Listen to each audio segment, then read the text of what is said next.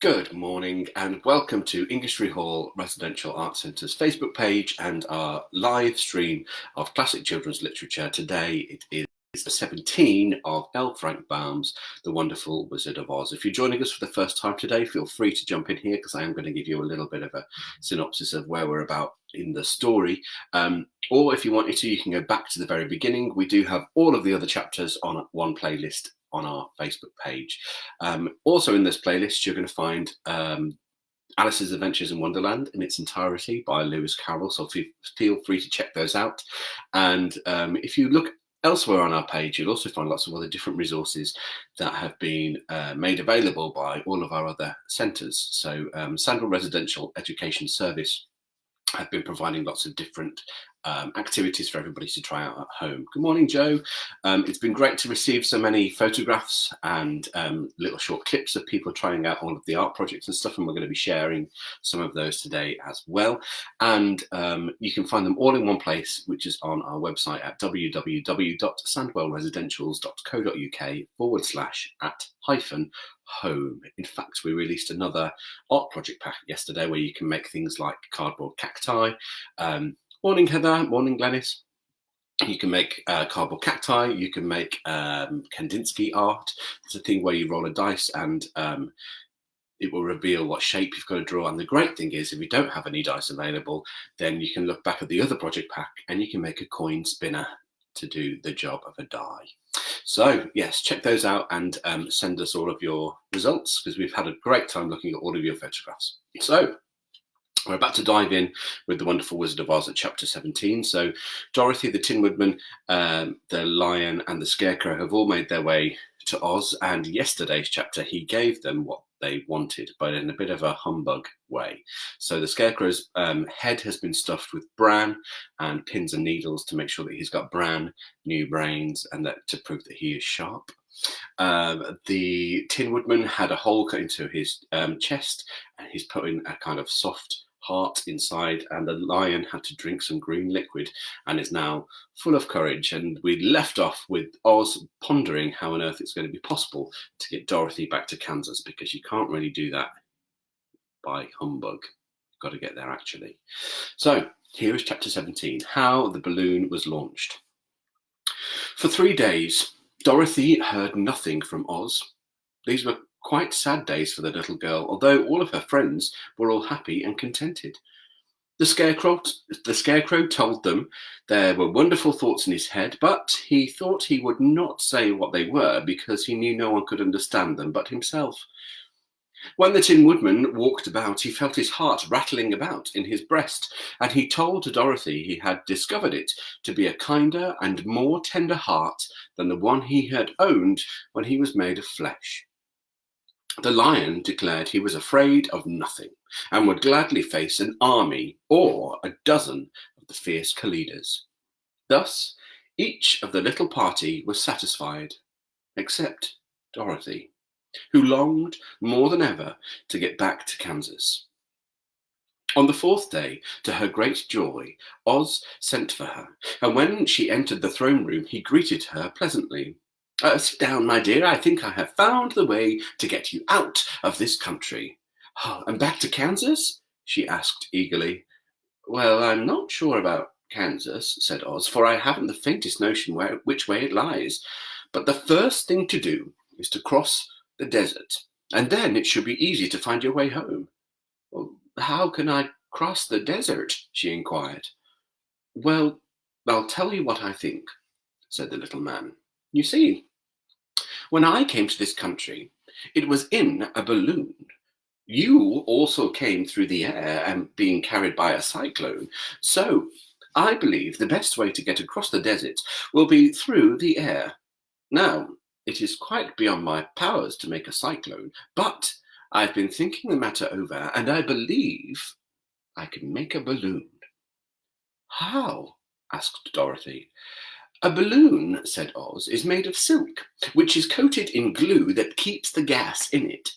I have plenty of silk in the palace, so it will be no trouble to make the balloon, but in all this country there is no gas to fill the balloon with to make it float.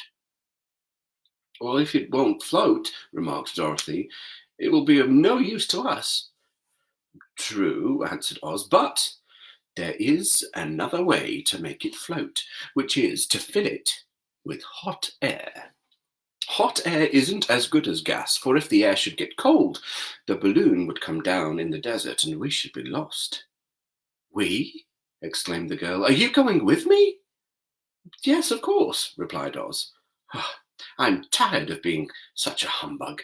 If I should go out of this palace, my people would soon discover that I am not a wizard, and they would be vexed with me for having deceived them.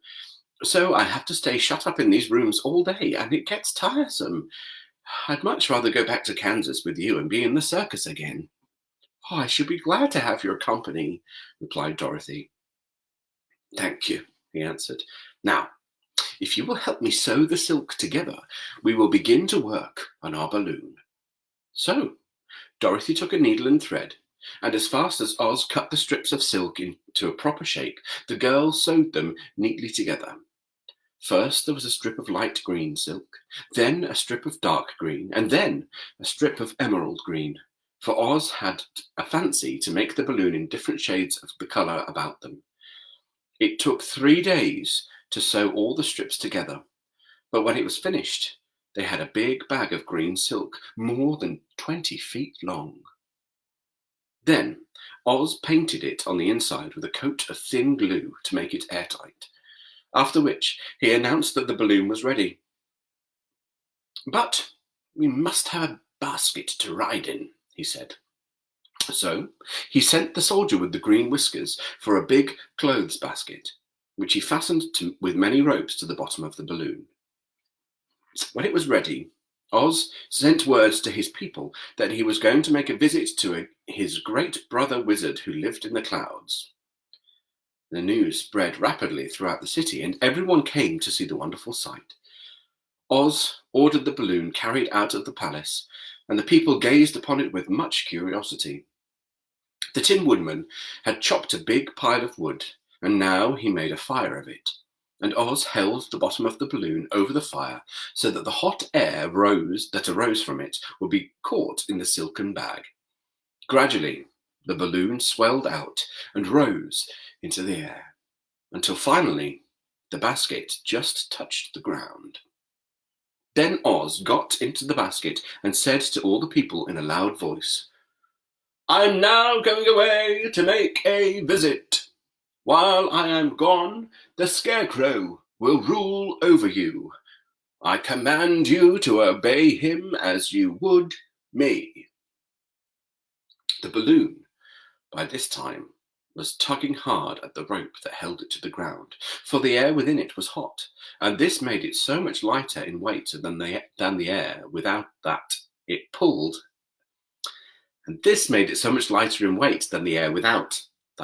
hard to rise into the sky.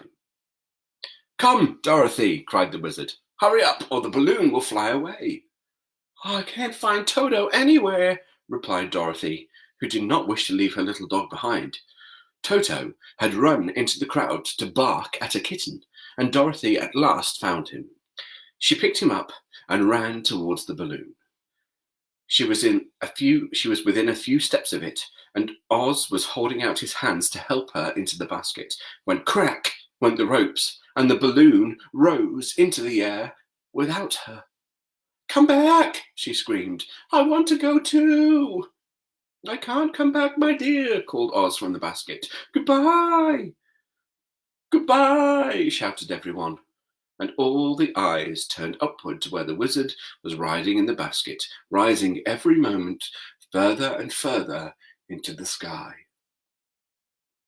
And that was the last that any of them ever saw of Oz, the wonderful wizard, though he may have reached Omaha safely and be there now for all we know.